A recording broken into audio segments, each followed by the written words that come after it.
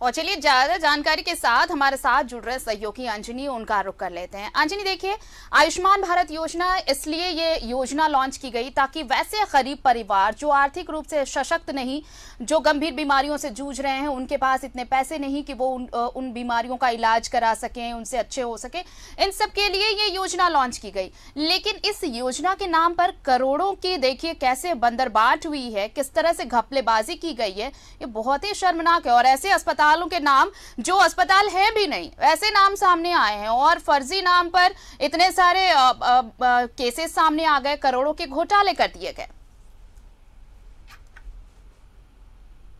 हाँ, देखिए, ये हम जरूर कह सकते हैं कि ये आयुष्मान भारत योजना का जो है ये एक बड़ा घोटाला हो सकता है यदि विस्तृत रूप से बारीकी से इसमें जांच हो। देखिए आरती, ये जो घोटाला है, यदि इस पे हम लोग पूरी तरह से गौर करेंगे तो ये तमाम लोगों की मिली भगत है और सब एक दूसरे से मिले हुए हैं और मिल करके मतलब करोड़ों रुपए का जो है बंदर बांट हो रहा है। तो ये एक बड़ा अजीब सवाल है कि आखिर ये कौन लोग हैं।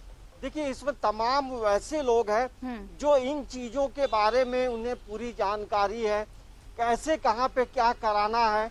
तो इन सभी चैनलों में ये लोग जो है इनकी जो कड़ी है बड़ा मजबूत कड़ी है और इस मजबूत कड़ी में आम से लेकर खास लोगों का इन्वॉल्वमेंट है। तो आप समझिए किस तरह से बंदर बांट है। अब एक सवाल ये रहा कि जो सिविल सर्जन है, तो क्या सिविल सर्जन ने पहले ऐसे हॉस्पिटलों का फिजिकल वेरिफिकेशन कराया? ये एक बड़ा सवाल है कि आखिर ऐसे जो कागज में जो हॉस्पिटल चल रहे हैं, क्या उसके पहले इन लोगों ने कभी भी फिजिकल वेरिफिकेशन कराया? तो हमें जवाब मिलेगा कि नहीं कराया। तो ये सवाल अब सिविल सर्जन पे भी उठता है। अब चलिए अब आगे, अब आयुष्मान कार्ड बनाना, जो जेन्युइन आदमी है उसके कार्ड आसानी से नहीं बनते हैं। ये रांची में भी हम लोगों ने देखा है।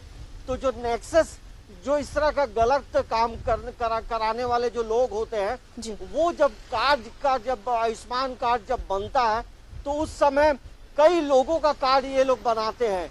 तो ये उस समय भी जो वेरिफिकेशन की बात होती है, उस समय जो आयुष्मान कार्ड बनता है, जो वार्ड पार्षद होते हैं या स्थानीय निकाय के जो लोग होते हैं, उनका वेरिफिकेशन, और वो उन्हें पहचानते हैं। तो ये एक बड़ा सवाल है कि यहाँ भी चूक हो रही है। तो ये मैं इसलिए बता रहा हूँ कि ये एक कड़ी है जो आपस में जाकर एक बड़ा सा रिंग बन जाता है और उसमें तमाम चीजें जो है घूमते रहती है और कैसे फायदा उठाना है इन लोग से अच्छा कोई नहीं जान सकता है। देखिए, पिछली सरकार से लेकर यदि हम अभी तक की बात करें तो इसमें बेहद खास लोगों का इन्वॉल्वमेंट है और उन्हें हर तरकीब जो है वो तरकीब उन्हें पता है। और दूसरी एक बात ये भी है कि हमें लगता है कि जिस तरह से आयुष्मान कार्ड को लेकर के जो निजी हॉस्पिटल है वो ज्यादा प्रॉफिट पूरे भारत में इन लोगों ने कमाया है।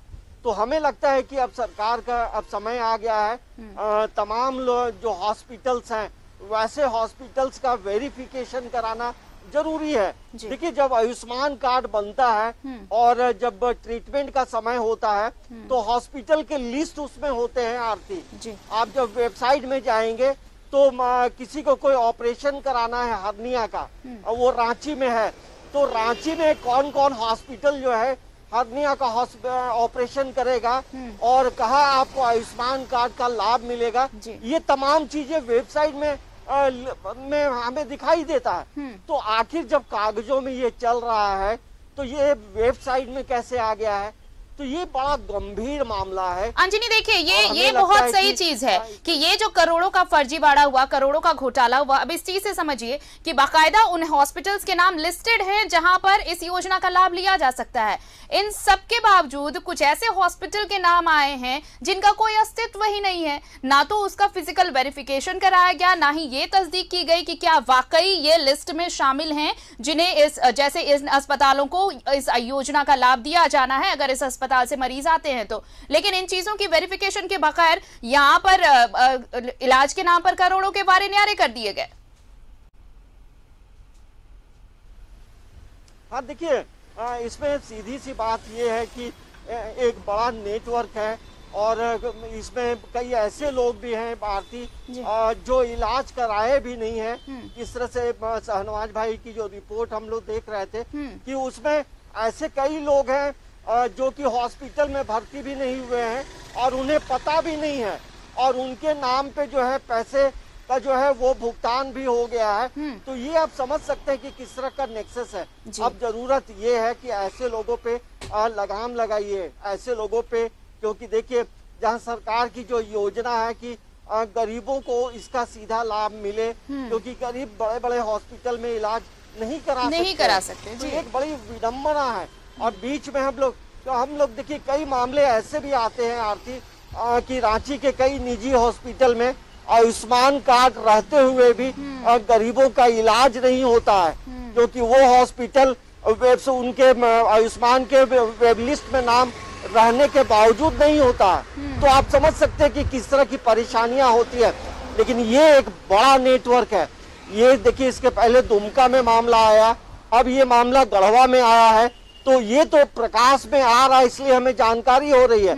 ऐसे मामले हमें लगता है कि रांची में भी ऐसे मामले होंगे, जमशेदपुर में होंगे और धनबाद में होंगे। बिल्कुल, तो ये बहुत सही कहा कि ये तो वो मामले, ये तो उन मामलों की हम चर्चा कर रहे हैं जो सामने आ चुके हैं। ऐसे जाने कितने मामले होंगे जो अभी भी दबे हुए हैं, जिनके जो सामने नहीं आ पाए हैं। और इसी से अंदाजा लगाइए कि जब योजनाओं की शुरुआत करती है सरकार तो सिर्फ इसलिए ताकि अंतिम व्यक्ति तक योजनाओं का लाभ पहुंच सके। और खासकर अगर आयुष्मान भारत योजना की बात करें तो ये तो सिर्फ इसलिए शुरुआत की गई कि गंभीर बीमारी से जूझ रहे जो आर्थिक रूप से अक्षम परिवार हैं उनको ये सुविधाएं मिल सके ताकि वो भी गंभीर बीमारियों का इलाज करा सके। लेकिन देखिए उसके नाम पर किस तरह से करोड़ों का फर्जीवाड़ा हुआ है। बहुत बहुत शुक्रिया हमारे साथ जुड़ने के लिए और तमाम जानकारी के लिए आपका अंजनी।